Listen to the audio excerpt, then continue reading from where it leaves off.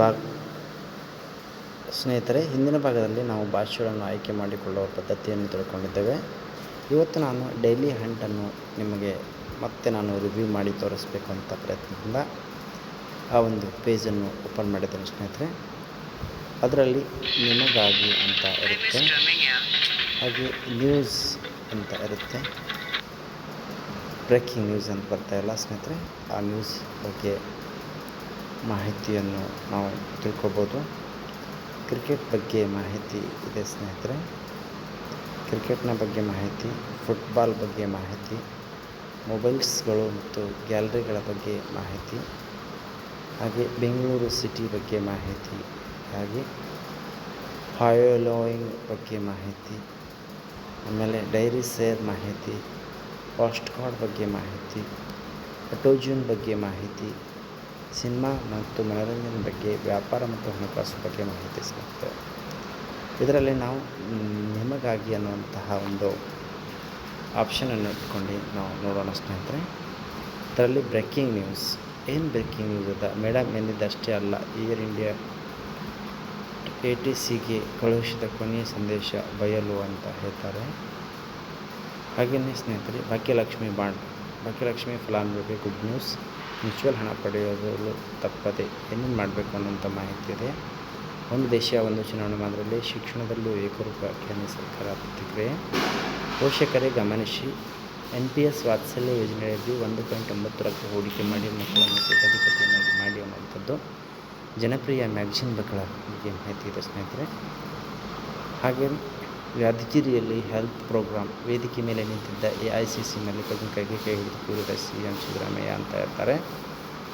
ಹಾಗೆ ಬಡವರಿಗೆ best car, 34 kilometre ಮೈಲೇಜ್ನಲ್ಲಿ 4 lakh ಮತ್ತು 6 ಏರ್ ಬ್ಯಾಗ್ ಆದರೂ ಖರೀದಿಸಲು ಹಿಂದೇಟು, ಕಾರಣ ಏನು ಅನ್ನುವಂಥದ್ದು ಗೊತ್ತಿಲ್ಲ.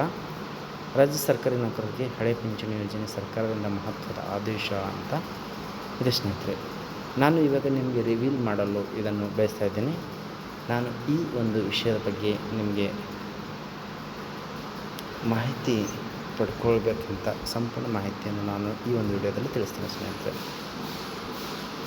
ನಾನು ಆ ಒಂದು ವಿಷಯದ ಮೇಲೆ ಟ್ಯಾಬ್ ಮಾಡಿ ರಾಜ್ಯ ಸರ್ಕಾರಿ ನೌಕರರಿಗೆ ಹಳೆ ಪಿಂಚಣಿ ಯೋಜನೆ ಸರ್ಕಾರದಿಂದ ಮಹತ್ವದ ಆದೇಶ ಅಂತ 2006 ಏಪ್ರಿಲ್ 4ಕ್ಕಿಂತ ಮೊದಲು ನೇಮಕಗೊಂಡ ರಾಜ್ಯದ 13,000 NPS ನೌಕರರಿಗೆ ಹಳೆಯ ಪಿಂಚಣಿ ಯೋಜನೆ ಮರುಜಾರಿಗೊಳಿಸಲು ಸರ್ಕಾರ ಆದೇಶಿಸಿದೆ ಅಂತ ಹೇಳ್ತಾರೆ ಸ್ನೇಹಿತರೆ.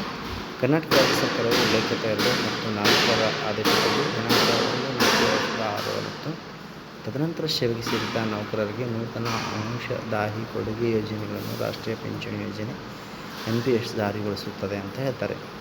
ಈ ಯೋಜನೆಯಡಿಯಲ್ಲಿ ಒಳಪಡುವ ನೌಕರರ ವೇತನದಲ್ಲಿ ಪ್ರತಿ ತಿಂಗಳು ಮೂಲ ವೇತನದ ಮತ್ತು ತುಟ್ಟಿ ಭತ್ಯೆಯ ಮೇಲೆ 10% ವಂತಿಕೆಯನ್ನು ಕೊನೆಗೊಳಿಸಿ ಸದರಿ ಮೊತ್ತಕ್ಕೆ ಸರ್ಕಾರ ವತಿಯಿಂದ ವೇತನ ಹಾಗೂ ತುಟ್ಟಿ ಭತ್ಯೆ ಮೇಲೆ 14% ವಂತಿಕೆಯನ್ನು ಕೊಡುಗೆಯಾಗಿ ನೀಡಿ ಈ ಕ್ರೋಢೀಕರಣ ನಿಧಿಯನ್ನು employee and government contribution pension fund regulatory and development authority ಅಂದರೆ PFRDA ಅಧೀನದಲ್ಲಿ NPS ಟ್ರಸ್ಟ್ ಮುಂಬೈರವರ ಮುಖಾಂತರ ಸಂಬಂಧಿಸಿದ ನೌಕರರ ಪ್ಲಾನ್ ಖಾತೆಗಳಿಗೆ ಅಂದರೆ ಪರ್ಮನೆಂಟ್ ರಿಟೈರ್ಮೆಂಟ್ ಅಕೌಂಟ್ ನಂಬರ್ ಸರ್ಕಾರವು ಜಮೆ ಮಾಡಲಾಗುತ್ತದೆ.